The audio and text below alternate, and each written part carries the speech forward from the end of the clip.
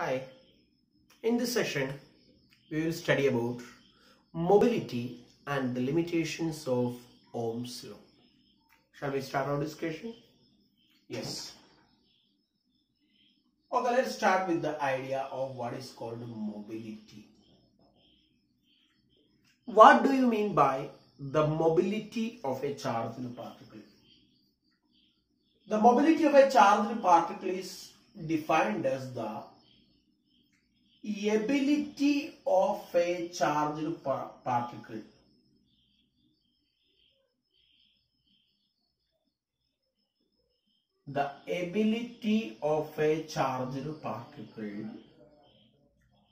to progress through a medium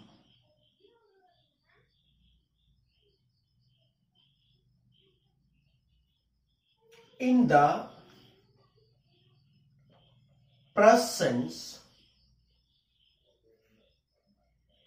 of an electric field.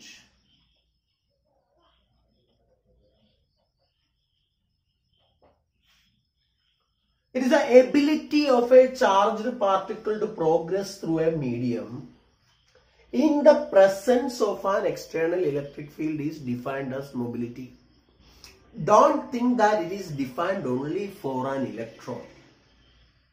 It is defined for ionic particles. This is also defined for gaseous particles. There are different types of mobilities coming into play. But in this discussion, we are going to consider only electric mobility. Sorry.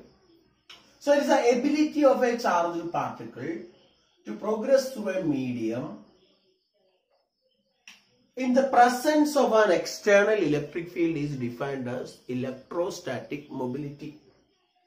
Now, according to our knowledge, we have the formula for magnitude of the drift speed as E by or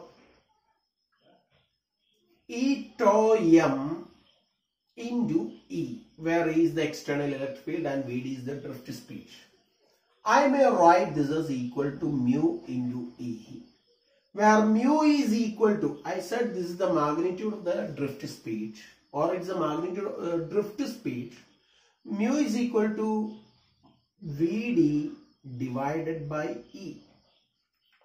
So therefore, drift speed is also defined as the magnitude, mobility is also defined as the magnitude of the drift speed per unit electric field. I repeat, mobility of a charged particle is also defined as the magnitude of the drift velocity per unit electric field, or it is drift speed per unit electric field, and you can see from here this is equal to E tau divided by m. For a charged particle, this E should be replaced with the Q, like ions.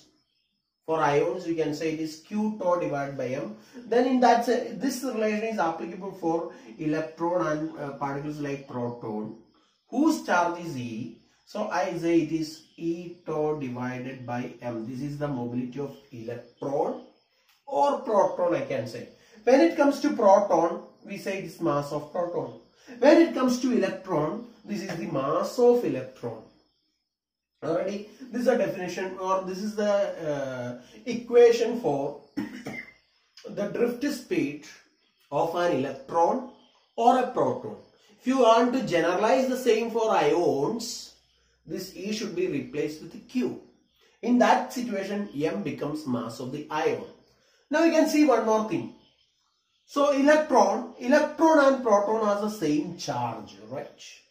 But proton is heavier than electron, which means the mobility of electrons will be more than the mobility of holes. I mean positive charges or protons. Electrons are more mobile, or electrons have much high mobility compared to protons, because the mass of a proton is 1836 times the mass of the electron, which means it is about 1 by 1836 times the mobility of electron. Mobility of protons is 1 by 1836 times the mobility of electron considering same relaxation time. This is one idea we are going to discuss in today's session. The second idea is limitations of Ohm's law. You know what is Ohm's law? What is Ohm's law? According to Ohm's law, V is directly proportional to I. What is V? It is a potential difference across a resistance. Potential difference across a resistance is what is called VI. Excuse me. The potential difference across a resistance is called V. And what is I? It is a current flowing through the resistance. Rather, electric current through the resistance, because it is wrong to say current flowing, because current itself is flow, which means I is the electric current through the resistance. Okay. Now, those substances which obey this law are called ohmic substances.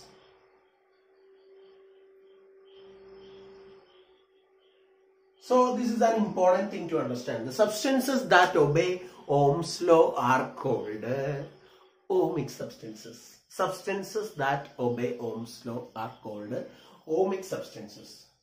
Okay, ready? Substances that obey Ohm's law are called ohmic substances. Okay.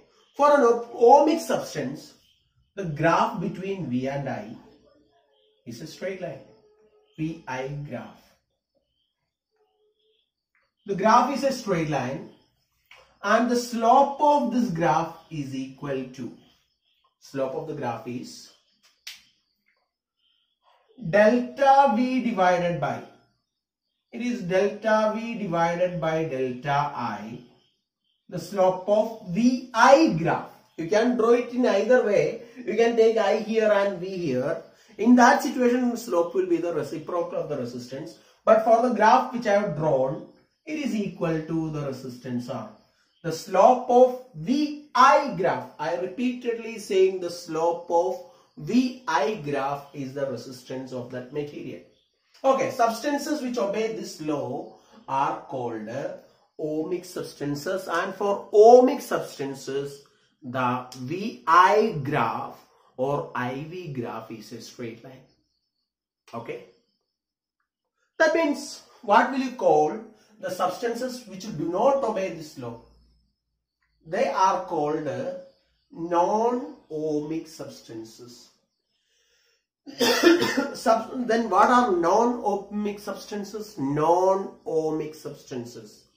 Non-ohmic substances. Substances that do not obey Ohm's law are called non-ohmic substances. Substances that do not obey Ohm's law are called non-ohmic substances. And for non-ohmic substances, the graph is not going to be a straight line. Simple.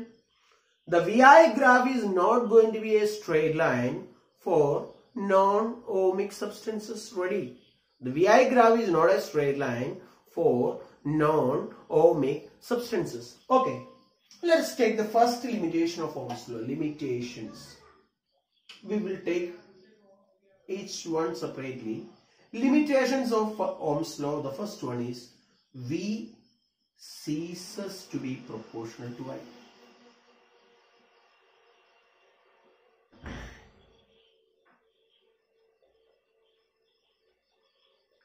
V ceases to be proportional to I. For substances obeying Ohm's law, as we know, the graph is a straight line. For substances obeying Ohm's law, as you know, the graph is a straight line. Right? What is the meaning of this sentence? V ceases to be proportional to I. The graph is a straight line up to certain length, and it then deviates from the straight line behavior. It then deviates from the straight line behavior. In this case, you can see in this region, it deviates from this ohmic behavior. The property deviates from the ohmic behavior, so that's the reason why I say V ceases to be proportional to I. This is first limitation. It's very important in the board exam point of view. Limitations of Ohm's law. V ceases to be proportional to I. This is first limitation. The second limitation of Ohm's law is the relation between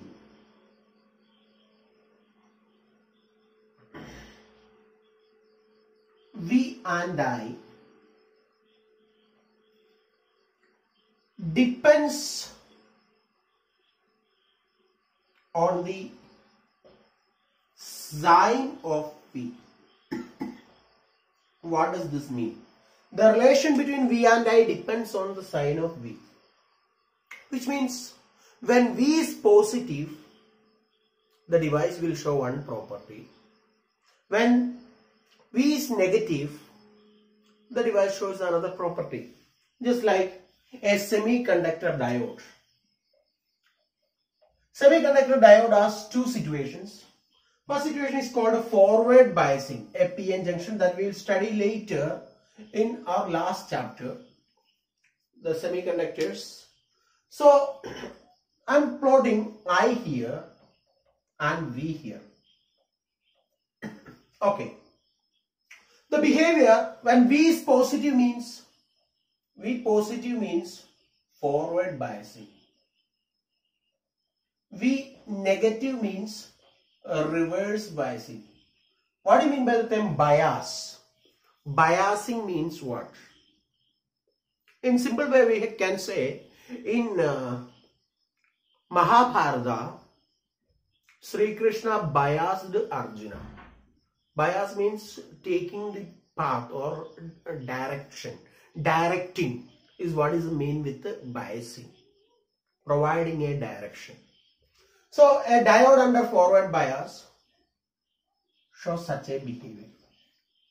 This is the behavior of a diode. This is the variation of current when V is positive for a diode. When V is negative for a diode, it shows such a behavior. You may find little different from what is given in the NCERT book with this chapter. Later you will find this graph. You can see here voltage is positive, here voltage is negative. For positive voltage, current is positive. For negative voltage, current is negative. This current will be of the order of milliampere. This current is of the order of microampere. In both situations, V is in volts only. In both situations, V is in volt. But here current is in microampere. Here the current is in milliampere. You can see the difference in the behavior, right? Because when the voltage was constant, positive, current was of the order of milliamperes. When the voltage is negative, current is of the order of microamperes. Just don't worry much about giving the different scaling factor. It's just an arbitrary assumption only. Okay. So when voltage is positive, current is in milliampere. When voltage is negative, current is in microampere. You can understand the difference. Where a device behaves differently under the different conditions of voltage. If it was obeying Ohm's law, for negative voltage, V is negative means the current should have been likewise only. Still V is directly proportional to I. When V is positive, this is how the conductor will behave. This should have been the behavior IV characteristics for a substance obeying Ohm's law. When V is positive, current will be positive. When V is negative, current will be negative. But it's still a straight line, right? But here you see that the graph is not a straight line. That is where you understand what the relation between V and I depends on the sign of V. This is second limitation of Ohm's law. Now coming on to the third limitation. The relation between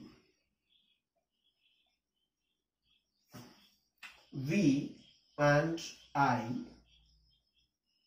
is not unique. Relation between V and I is not unique. Unique means single valued. Now let me explain this detail. See, for a substance obeying Ohm's law. For a substance obeying Ohm's law, I'm just plotting I here and V here just to understand this. I1, V1, I2, V2, which means you can see that I1 is the value only for voltage V1. I2 is the value only for voltage V2, which means it is single valued function. Unique means single valued. Unique means single valued. You can see that the relation between V and I is single valued. That means for a particular voltage, only one particular current. This is the thing with Ohm's law. Now for materials like gallium arsenic, if you look at the relation between I and V, for materials like gallium arsenic, this is how the graph is. Roughly I can draw. Now see here. This is current I1 and this current will be obtained for one voltage V1 here, another voltage V2 here. Which means the value of the current is same for different voltages, right?